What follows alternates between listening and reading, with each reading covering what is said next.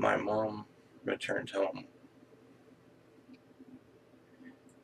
shortly after Angie had left, and I let her know what she had said.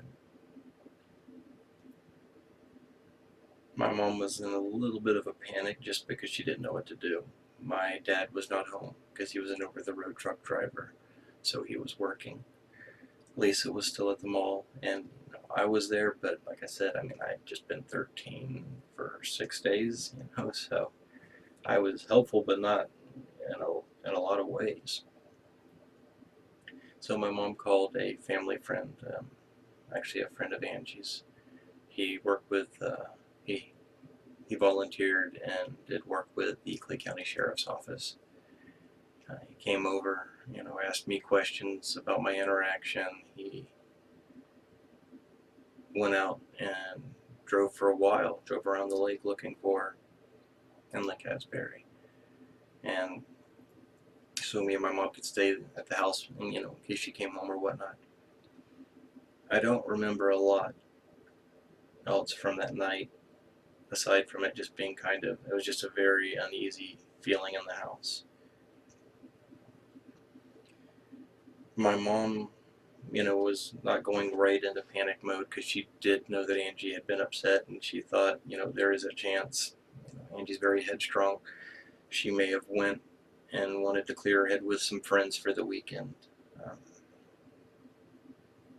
just want to clarify, Angie didn't drink, she didn't do drugs, she didn't smoke. Um, you know, so she, wasn't going that route, and I didn't want that to feel like that's what I was saying. She went, we thought maybe, she could have went off with some friends and just needed to get her head clear. Well, Saturday and Sunday passed, and then, Monday rolled around, and my mom didn't know if Angie may be trying to avoid her for whatever reason, and thought that if she did come home, and that were the case, she may come home while she was at work, to grab clothes or something. And so she asked me if I'd mind missing school. And obviously that was a real hard sell, for a 13-year-old. Hey, do you want to miss school? Nice. I was in 6th grade at Lake Asbury Elementary. So I stayed home that day just in case Angie came home, and she didn't.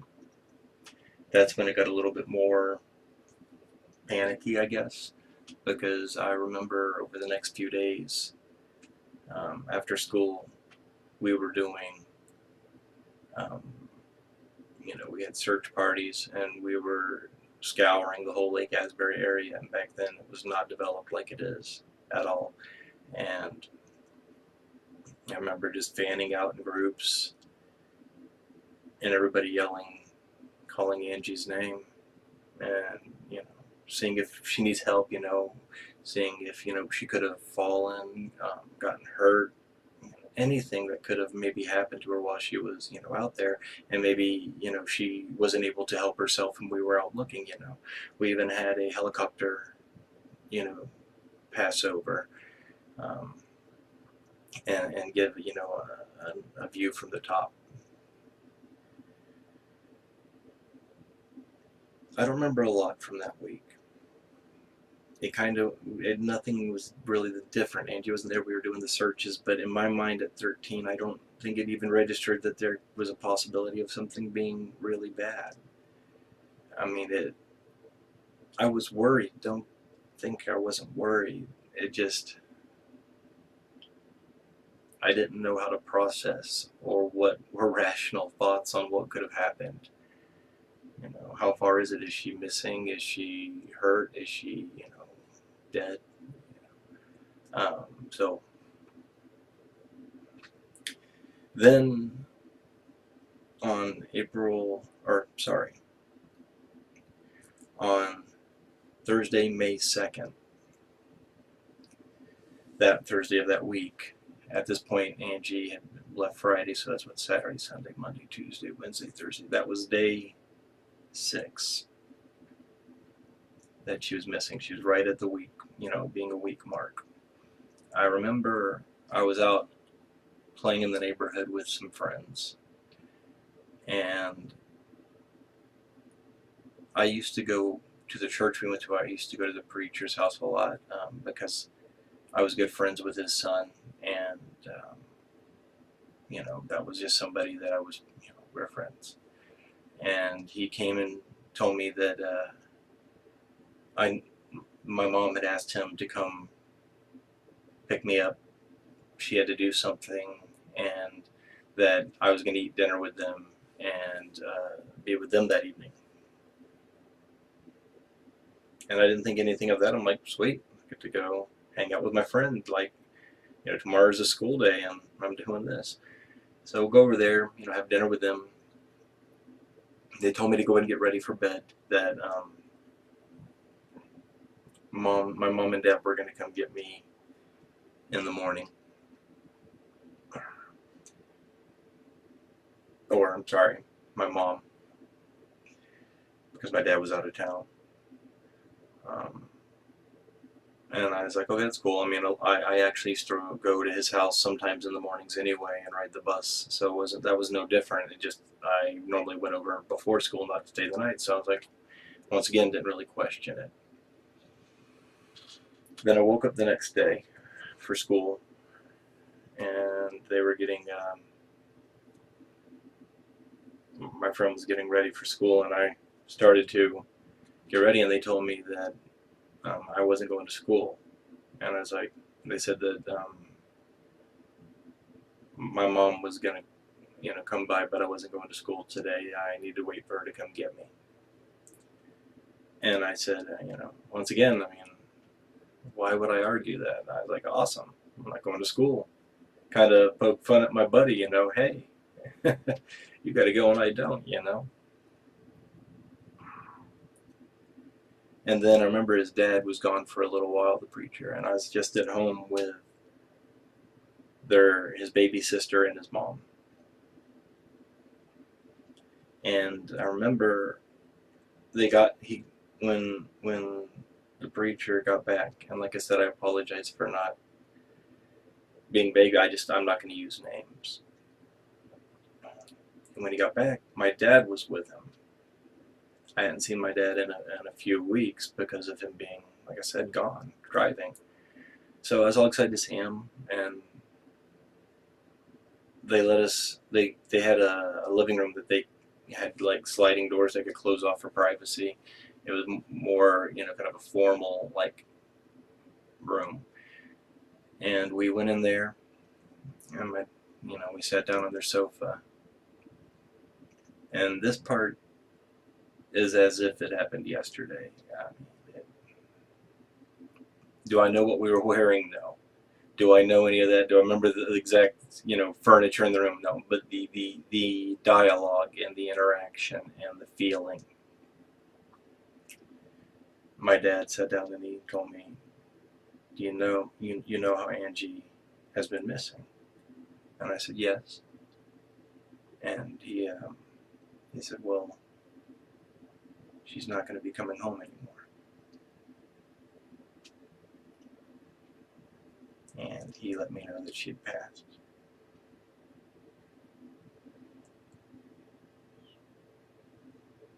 And this next part, I don't know how to describe, because after that, like directly after that, they're like, the preacher was driving me and my dad home, and we lived like 5 minutes away, so there was no time to get there, and I'm still like kind of reeling. I'm in my own head. I'm like trying to come to grips with this. I wasn't told anything about when, how, where. Just I wasn't going to see my sister again. And when we got to the house, the whole front yard was full of cars. Like, just everywhere. And when we got there, like, I'm still reeling, and we go in the front door, and there's all these people there, friends, family, people from out of state. and they all bum rush me and want to hug me, and everybody's crying. And I just remember pushing through them to get to my bedroom because I just wanted to be left the fuck alone, because, like, literally, I've only done this for 5 fucking minutes. 5, 10 max. And now all you people are here, and there's no safe fucking spot. And I go close myself in my room. And my mom, like I said, tried to keep me safe from a lot of it. And I don't fault her for that in any way. Um, but just, there's a realization that set in throughout the next couple of days is, you know, everyone I went to school with, my best friend, his dad woke him up and had him come look at the news that night, on Thursday night. And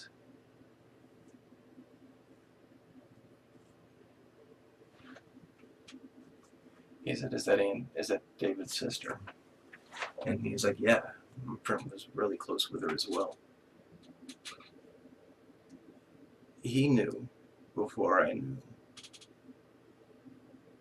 Anybody that watched the local news knew before I knew. People, I had family that traveled from out of state and knew before I knew.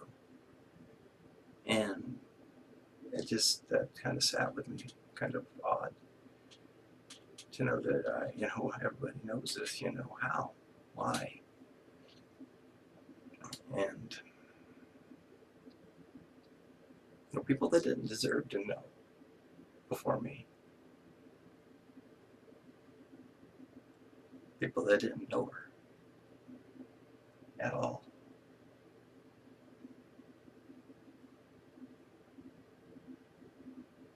But I processed that as well as I could. I took a lot of time to myself that afternoon, I remember.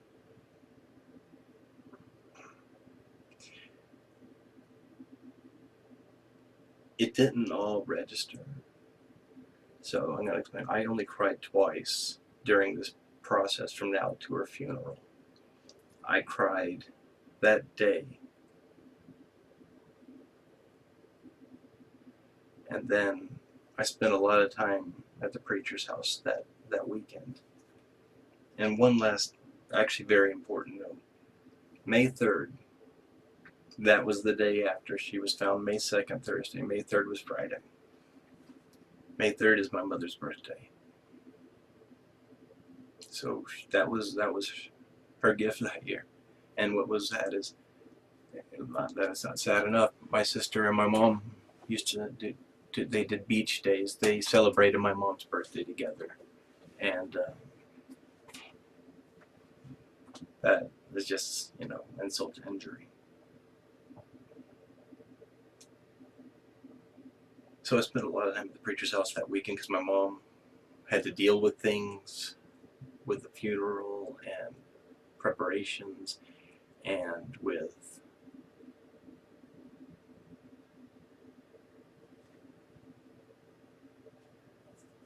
just dealing with the emotions of it and trying to not just totally shut down. And the church really helped out. A close family friend of ours took me to buy me some clothes for the funeral because I didn't have any nice clothes, like dress clothes. We cut my hair because I had long hair.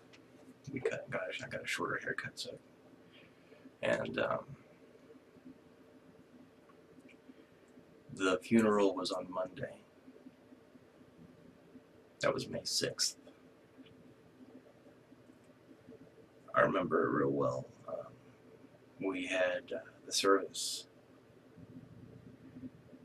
on a church in Lakeside down on Moody Avenue.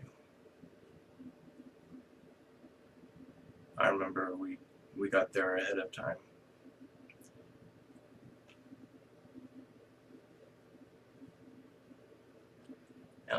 It was a closed casket, um, not because of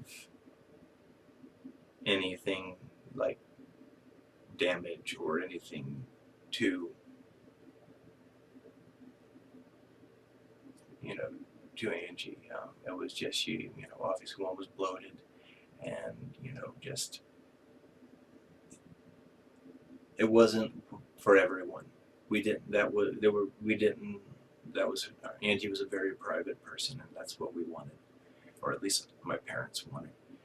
So when we arrived there, I was Lisa and myself were given the option by my parents. My mom had went and visited Angei earlier that morning and said her goodbyes, um, and Lisa and I were allowed to say our goodbyes if we wanted to. We didn't. We weren't pressured into either way, and I wanted to. I remember walking up to the front of the church, and they opened it up for us to see, and I saw my first dead body when I was barely 13 years old, and it was my big sister. It was my idol. It was, you don't realize it, especially if you don't have siblings, like how much your siblings are your peers, and it's a totally different dynamic of relationship to anything else out there. And I remember she was very peaceful. She looked beautiful.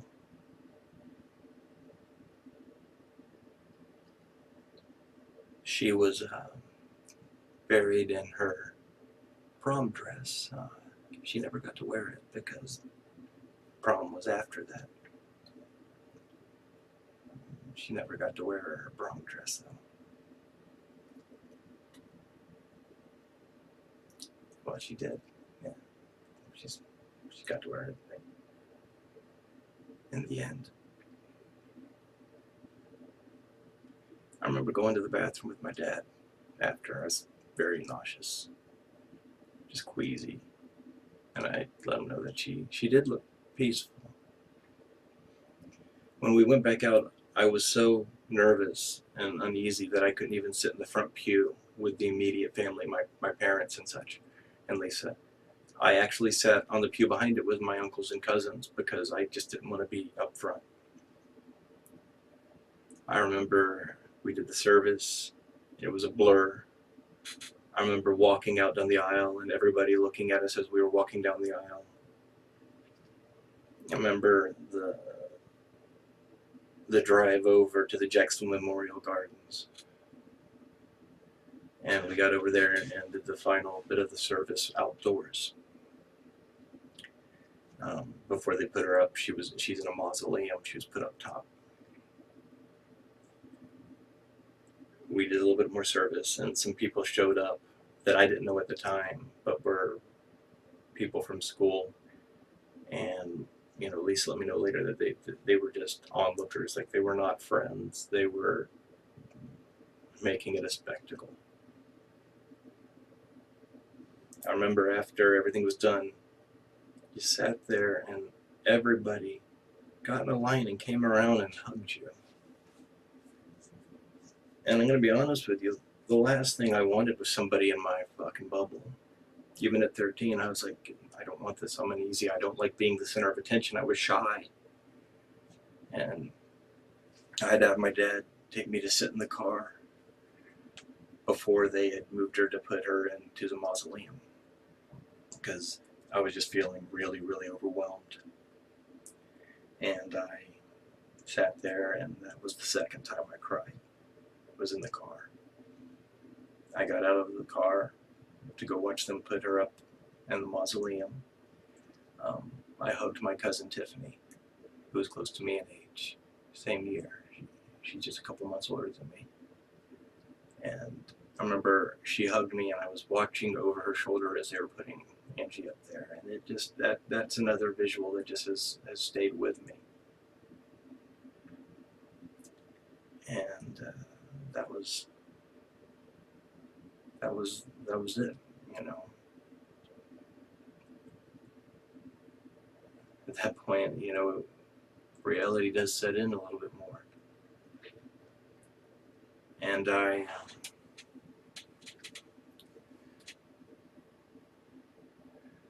remember going home that night,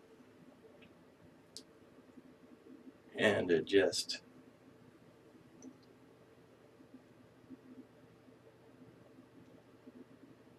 was an odd feel at home. You could feel the difference. It was like a different place, a different universe, a totally different plane.